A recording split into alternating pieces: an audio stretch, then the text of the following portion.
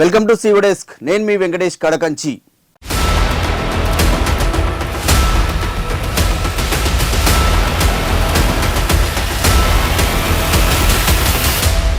ఇవాల్టి మన CO desk topic కల తప్పిన సింగరేణి బొగ్గు గని కార్మికుడికి దిక్కెవరు.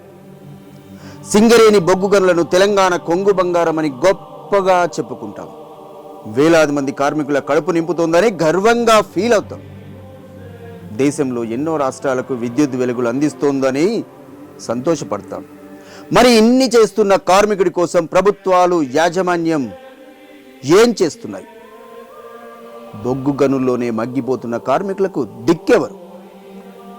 రాష్ట్రానికి, కేంద్రానికి వేల కోట్ల లాభాలు తెచ్చిపెడుతున్న బొగ్గు గని కార్మికుడికి యాజమాన్యం అండగా నిలుస్తోందా? 136 ఏళ్ల ఘన చరిత్ర కలిగిన సింగరేణిలో కార్మికుడు సంతోషంగానే ఉన్నాడా? 137వ సంవత్సరంలో అడుగు పెడుతున్నామని గొప్పగా చెప్పుకుంటున్న ప్రభుత్వాలు కార్మికుల సమస్యలను ఏ మేరకు పరిష్కరించాయి? ఎన్నో ప్రశ్నలు, మరెన్నో సందేహాలు. ఘన చరిత్ర సరే, వర్తమానం ఏంటి? భవిష్యత్ మాట ఏంటి? సింగరేణి సంబరాలు జరుపుకుంటున్న వేళ యాజమాన్యాన్ని నిలదీస్తున్న ప్రశ్నలివి. ప్రభుత్వాలను వెంటాడుతున్న సమస్యలివి. 6 జిల్లాల్లో విస్తరించి తెలంగాణకే మకుటాయమానంగా విరాజిల్లుతోంది సింగరేణి. 1889లో ఇల్లందు ప్రాంతంలో దక్కన్ కంపెనీ పేరుతో బొగ్గు తవ్వకాలు ప్రారంభమయ్యాయి. ప్రస్తుతం ఏటా సుమారు 70 మిలియన్ టన్నుల బొగ్గు ఉత్పత్తి చేస్తూ దేశంలోనే కీలక సంస్థగా ఎదిగింది. 1920 డిసెంబర్ 23న సింగరేణి కాలరీస్ కంపెనీగా పేరు మార్చుకుంది. 1950లో రాష్ట్ర ప్రభుత్వ అధీనంలోకి వచ్చిన సంస్థలో 1956లో కేంద్ర ప్రభుత్వం భాగస్వామిగా చేరింది. ఇప్పుడు కేంద్ర రాష్ట్ర ప్రభుత్వాల ఆధ్వర్యంలో సంస్థ నడుస్తోంది. వ్యాపారంలో ఎన్నో సవాళ్లు ఎదురైనా సమర్థవంతంగా ఎదుర్కొంటుంది. 2024-25 ఆర్థిక సంవత్సరంలో 6,394 కోట్ల రూపాయల లాభాలను ఆర్జించి మహారత్న కంపెనీల కంటే ముందు తలెత్తుకొని నిలబడింది. సింగరేణి కంపెనీకి ఇదంతా ఎలా సాధ్యమైంది? కేవలం కార్మికుల కష్టం వల్లే, కేవలం కార్మికుల ముందు చూపు వల్లే. సింగరేణి కంపెనీ మాది అనుకున్నారు కాబట్టి ఎంత కష్టమైనా నవ్వుతూ భరిస్తున్నారు కార్మికులు. ప్రాణాలకు తెగించి మరి బొగ్గు గనుల్లో పనిచేస్తున్నారు. మితిమీరిన రాజకీయ జోక్యం ఉన్న రోజువారీ కార్యకలాపాలను మాత్రం ఆపడం లేదు. ఎప్పటికప్పుడు లక్ష్యాలను ఛేదిస్తూ ఔరా అనిపిస్తున్నారు. మరి ఇంత చేస్తున్న కార్మికులకు యాజమాన్యం ఏమిచ్చింది?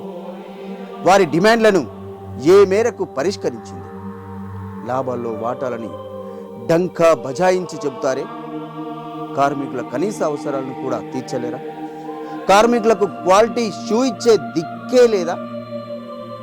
కొన్ని సందర్భాల్లో వేతనాలు, ఇతర ప్రయోజనాల కోసం చెల్లింపులు సైతం ఆలస్యమవుతున్నాయట. ఎందుకని ప్రశ్నిస్తే ఆర్థిక ఇబ్బందులని చెబుతున్నారు. ప్రతి ఏటా వేల కోట్ల లాభాలు ఆర్జిస్తున్న ఇబ్బందులు ఎందుకు ఎదురవుతున్నాయి? డిస్కంల నుంచి రావాల్సిన బకాయిలు రావడం లేదని చెప్తున్నారు.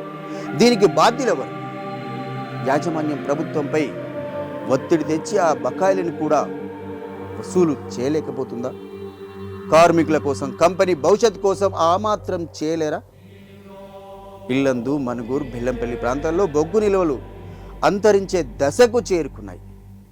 వచ్చే 5 ఏళ్లలో 7 గనులు మూసేస్తారనే ప్రచారం 6,511 మంది కార్మికుల భవిష్యత్ ప్రశ్నార్థకంగా మారింది.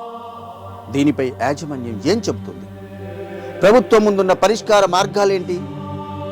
గనులలో కఠినమైన పరిస్థితులు, కలుషితమైన గాలి పీల్చడం వల్ల కార్మికులు గుండె జబ్బులు, అస్తమా, క్షయ వంటి తీవ్రమైన ఆరోగ్య సమస్యలకు గురవుతున్నారు. మరి కార్మికుల ఆరోగ్యాన్ని కాపాడడం కోసం ఎలాంటి చర్యలు చేపడుతున్నారు? సింగరేణి ఆధ్వర్యంలో నడుస్తున్న ఆసుపత్రుల అప్గ్రేడేషన్ పై ఏమైనా దృష్టి పెట్టారా?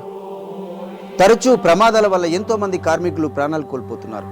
ప్రమాదాలను నివారించేందుకు ఎలాంటి వ్యూహాలను అమలు చేస్తున్నారు? కాంట్రాక్టు కార్మికులకు వేతనాలు పెంచడం, వారి సేవలను రెగ్యులరైజ్ చేయడం వంటి డిమాండ్లు చాలా కాలంగా ఉన్నాయి. వీటిపై యాజమాన్యం స్పందన ఏంటి? ఆదాయ పన్ను మినహాయింపు, పెండింగ్లో ఉన్న డిపెండెంట్ ఉద్యోగాలు, లాభాలలో ఎక్కువ వాటా వంటి ఇతర డిమాండ్లు కూడా కార్మిక సంఘాల నుండి ఎంతో కాలంగా వినిపిస్తున్నాయి. దీనిపై యాజమాన్యం కానీ ప్రభుత్వం కానీ స్పందించిన దాఖలాలే లేవు. చెమటనే ఇంధనంగా మార్చి ప్రాణాలకు తెగించి పనిచేస్తూ సింగరేణి కంపెనీని లాభాల బాటలో నడిపిస్తున్నారు బొగ్గు గని కార్మికులు. అదే సమయంలో వారికి ప్రభుత్వం నుంచి యాజమాన్యం చెందాల్సినంత మద్దతు మాత్రం అందడం లేదు. సింగరేణి వార్షికోత్సవాల సందర్భంగానైనా ఈ అంశాలపై దృష్టి పెట్టాలని కార్మికుల తరపున V5 న్యూస్ కోరుకుంటుంది. ఇది ఇవాల్టి CEO డెస్క్. రేపు మరో అంశంతో మళ్ళీ కలుద్దాం. చూస్తూనే ఉండండి V5 న్యూస్.